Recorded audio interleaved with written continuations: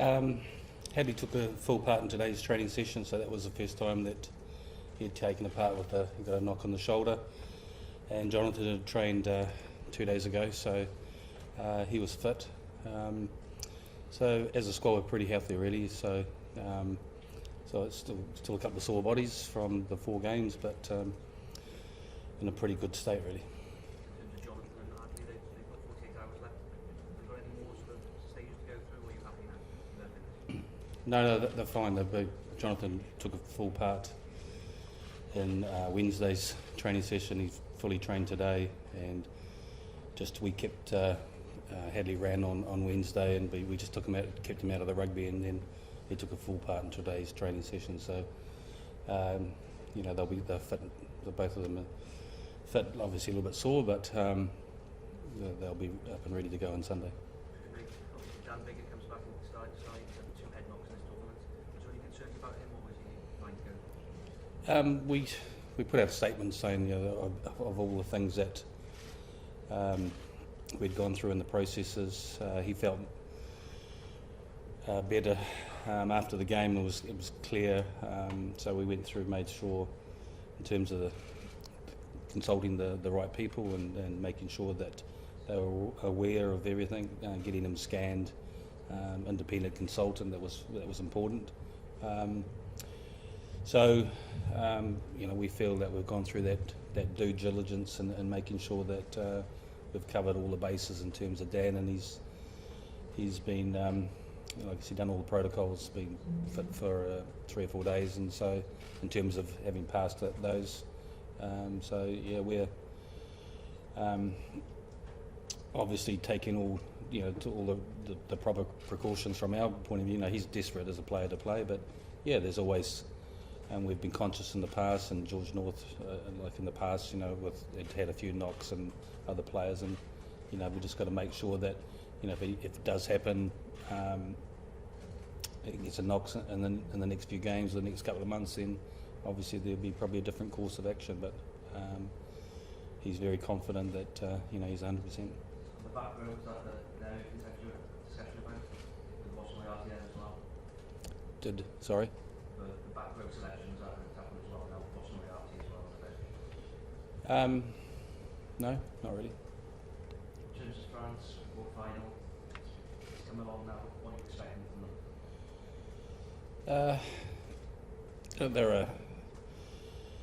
them? They've only played 3 games in this tournament. We expect them to go pretty much back to the team that played against Argentina. They've obviously got a couple of injury concerns with DuPont and on the wings as well, so it'll be interesting to see what their final selection is at 3 o'clock today.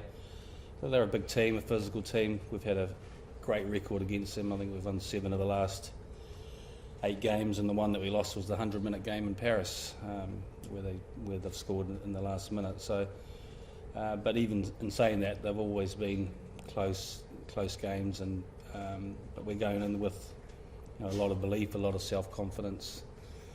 Really excited about the game.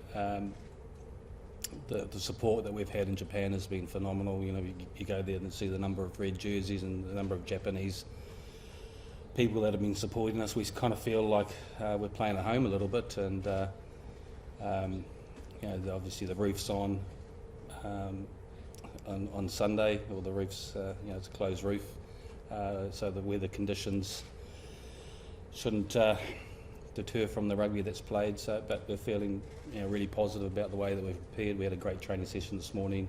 There was a edge to this week. The players have been incredibly professional in the way that they've prepared. Staff have done extra work, and doing that we've sort of tried to nail off every situation, because we know it's knockout stages, and the message to the players, and we've been driving that we've got 2 choices here. We're either on the plane on Monday going home, or we're here until the end of the tournament. Alan, what's special about the World Cup, knockout stages, and the man who left on that, and how much does he prepare for these sort of occasions? It's one chance, isn't it, to echo Gat's point there. It's one chance to stay, or you know where you're going. And with regards to Gats, I think it's funny. the planning for this has been probably in his head for the last 10 years rather than the last 4 or the last 2 or the last 18 months. It's constantly building on what we've achieved or whatever we haven't achieved, if you like, whether it's strength in depth, training facilities, all that sort of stuff, comes to this moment. And again, echo that point that we've got to leave it all out there, otherwise we know where we're going. Clearly, can you use microphone, Will? Well, clearly the pressure's on, obviously, on Sunday, do or die match. When you look at the team you've selected, do you see a side that loves that pressure, loves the fact that it's... Yeah, I wouldn't be using do or die words. I think they're a bit sensitive at the moment, given what's happened in the last few weeks. It's just another game of rugby, but we know how important it is, and we're very focused on wanting to go out there and stay in this tournament. And there's a lot of confidence in the squad, and we feel we give a good performance. We haven't given an 80-minute performance yet. We've been good in patches, both on attack and defence. But like I said, we've been building nicely this week. We've had 3 really good sessions. Captain's run tomorrow, and we'll just see what happens. So we're, anything could happen in international rugby. If you're good enough, you win the games, and if the other team plays better than you on the day, you lose. So, but like I said, we're in a good place, and we're very positive about the way we've prepared, and we go into this game with a lot of confidence. 4 years ago, you had a lot of injuries at this stage of the tournament. This time around, you've got a fully fit squad and a good record against France. Are you confident you guys can handle the status quo? Yeah, I think we've been doing that. Michael Cheika said we were favourites against Australia, and we handled that. So, it comes with the territory. It comes with the territory of building and being confident. And for us, you take out the World Cup warm-up games. We won 18 competitive games in a row. We're Grand Slam champions. We know as we go on in tournaments, we get stronger and more confident and cohesive as a unit. And we just think we're building nicely. And we still feel we're sort of going in under the radar now. There's a lot more emphasis and talk about other teams and other games, and that suits us. But there's a lot of belief and a lot of self-confidence within our group. What have you learned from your previous experiences at knockout rugby and previous World Cups? I haven't heard anything really. I don't. You win them, you go on. You lose, you're out and going home. So it's you've got to come with a game plan that the players are very aware of what you're trying to create, and we've done that in the past. And in particular, look back to 2011, we went and Ireland went in as big favourites, but the way that we'd prepared for that with a game plan to shut Ronan Nagara's kicking down and things, and you've got to bring things that are a little bit different, what teams aren't expecting. We felt we did that in the Six Nations with games that we played against Ireland with a different strategy, the way we played against England as well. And for this game, we've prepared well, and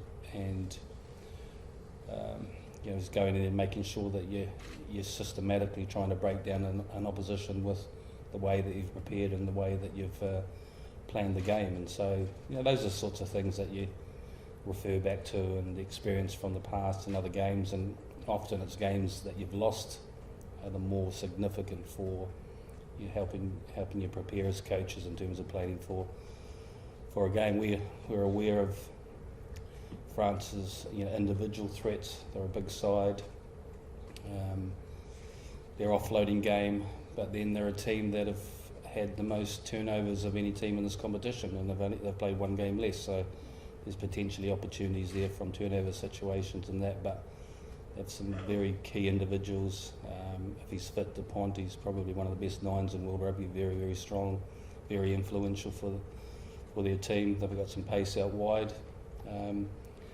And for us, playing against France is often about chasing lost causes, because you keep working hard, and probably 4 of our last 7 tries against France have been situations where we've kept working hard to chase, and one of their players has made an error, and we've capitalised on it. So those are the sorts of things that we've identified as a group, and defensively, Sean's been a little bit more on edge this week. I'm not sure why, but he's pretty pumped up from a defensive point of view, and we've been working hard defensively. He wasn't too happy with conceding a try against Uruguay, and let the players know pretty clearly in the change rooms afterwards. But you know, I think, like I said, we've trained well. We think we've prepared extremely well, and we're going into this game with a lot of confidence. Well, over your long career, you've had lots of massive test matches, whether it be finals or knockout games. What particularly about these weeks excites you, and can you enjoy them when you get to them? Yeah, this is not just as coaches and players.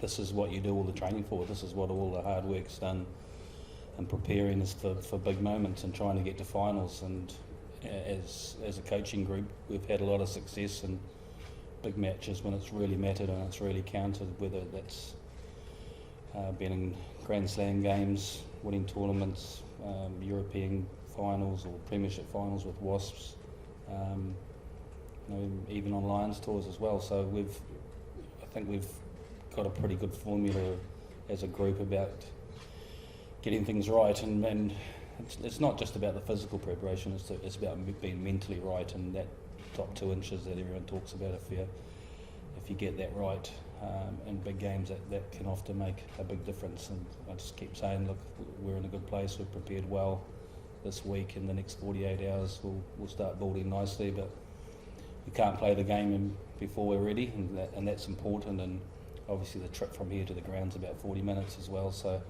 and it's getting on the bus, it's having a team meeting beforehand, but not getting too worked up, staying relaxed, and then building during the warm-up, you know, before the game takes place, and then just slowly building up to that. It's all done from a coaching perspective now. It's really up to the players in the next 24, 48 hours to really take ownership and control, and they've been doing that brilliantly this week already. So I said, you know, as a group we are very excited. When Warren mentioned after the Uruguay match that he said the players are 240 minutes from glory. Do you sense a team that can do that, and what's been your message for them this week? Just that, but it's put into context as well. You've got to win those minutes, and that's the point. You split it up or divvy it up however you want as a player, but you know, you win one, you go on to the next and the next. We've got 80 minutes to earn the next, and that's what we'll try and do. You know, you can play the game by 2 halves or minute by minute, like I say. So we're pretty clear in that, but we wanted to get the message across early, because these test weeks go very quickly, particularly with the game on occasion that we've got coming up. Any final questions before we wrap up? Richard? Please grab the microphone first, Rich.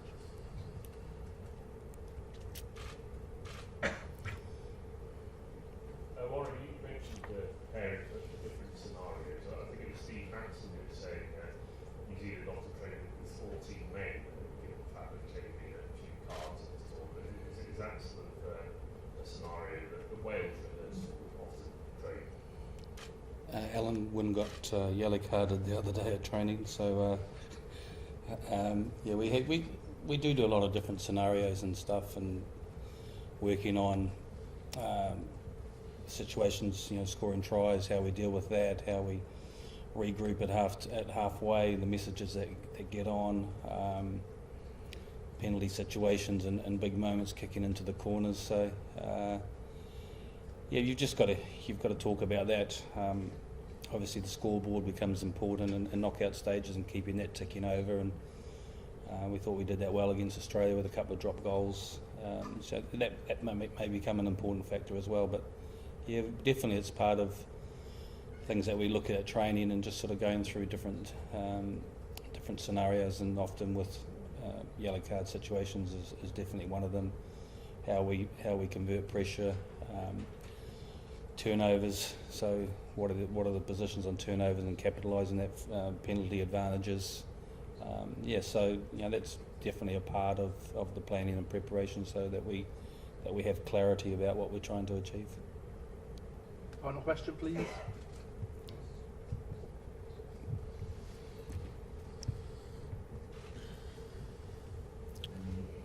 history against France. If you would have to pick one best memory and one worst one, would it be? So what was that? Best memory and worst memory against France. Oh. The worst memory is the World Cup semi-final in 2011. And the best memory.